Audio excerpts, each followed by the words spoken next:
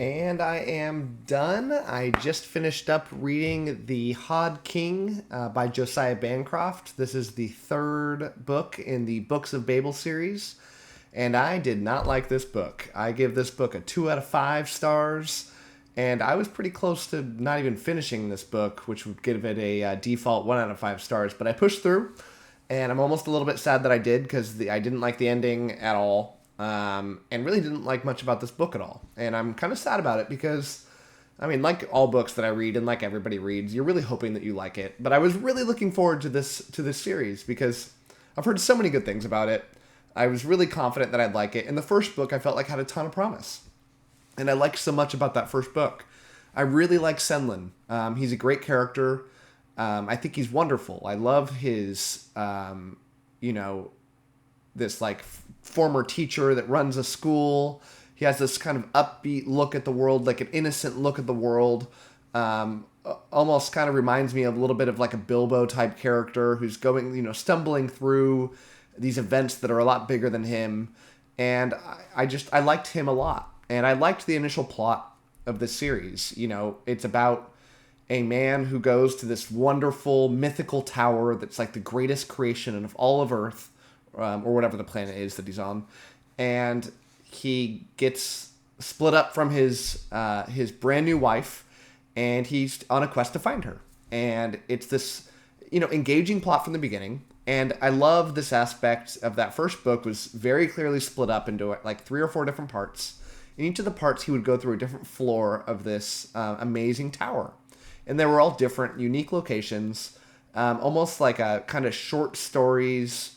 That went towards the same overarching plot. And it was fun, fresh, and I liked it. Unfortunately, as each of these books go along, it loses the fun that first book had. And part of the problem is that Senlin is not even turning into the main character anymore. I mean, yes, you argue that he is, but these other characters in the book that I do not like are getting a bigger and bigger role as these books go along.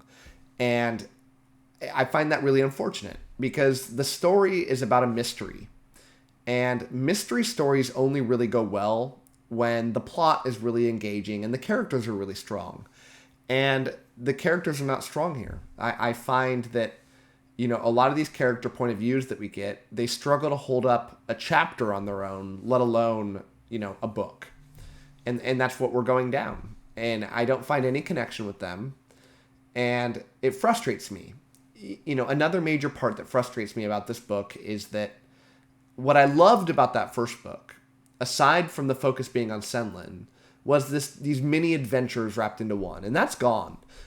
Each book now, the past 2 books have been about a main thing, and they get stuck on the same floor with the same environments. I mean, we read 500 plus pages of the same place. And that's not engaging to me because I don't find the place very engaging. I had this dream of this book where each book would be split up into 4 or 5 areas, and you would slowly progress up this tower. And maybe the series was too short. I think it's 4 books, and maybe it would have to be a much longer series to accomplish what they're doing because this tower is enormous. But they're zipping along between the towers by taking airships and going huge distances, and I just don't like it. And I have this policy of mine where if I've read over half the books in a series, I'll push through. But I have to abandon my policy here and give up. I don't believe that I will enjoy the last book in the series.